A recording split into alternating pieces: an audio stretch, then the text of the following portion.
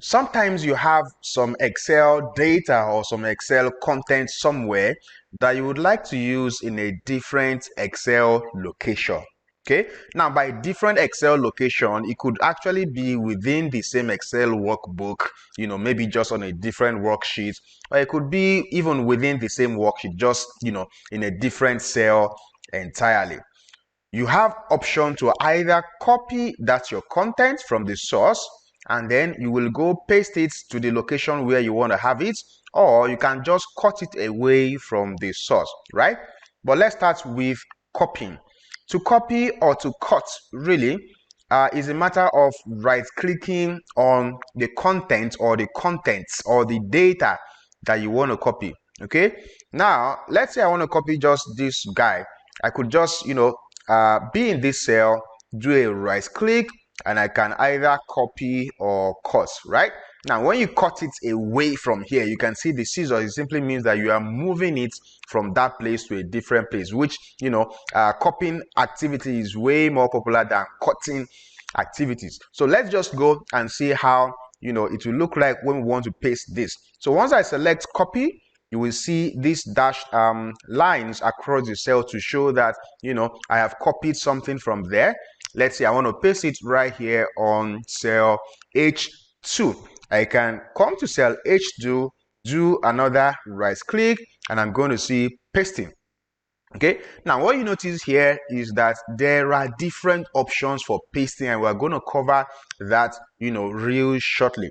But for now, I will just go and select the very first option that I see on paste. So once I select that first option, you see I have that content or that data I have copied, pasted right there. Okay, now you will see that this your dashed lines is still there because that copy activity is still active. So I could still go to a different place and I could still right click and click on pasting, and it continues to paste until I click escape on my keyboard that way, and then you see that dashed lines will stop, and that means the copy activity is now cancelled. All right, now what I've just copied now is from a single cell. It's also possible for you to copy by highlighting. So if I want to copy several items, right? Say I want to copy from number 2 to number 9, I can just highlight from 2 all the way to 9 like this. Then I can right click, select copy, then go to the location where I want to paste, right click and paste. Okay, now this is gonna be the last time that you will see me using the right click button to either copy or to paste, because the keyboard shortcuts for copying and pasting is Ctrl C and Ctrl whatever for the pasting, right? Now, whatever for pasting, simply because there are different ways for you to paste, but Ctrl C is what you use to copy, right?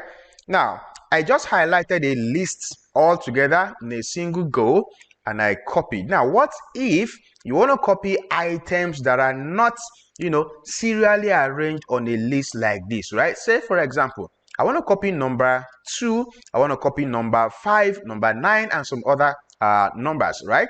So what I will have to do is, if I select number 2, for example, and I want to select number 5 next, I'm going to have to hold Control on my keyboard and select number 5. If I want to select number 9 next, I can hold Control on my keyboard and select number 9. So that means I've selected all of these 3 guys. Now I can use my Ctrl C to copy, and if I want to paste in the same location I've been pasting since, I will just come right there and Ctrl V. Right now, you see the simple way that you can use for carrying out copying and pasting activities. In the next video, we are going to see the different pasting options that we have.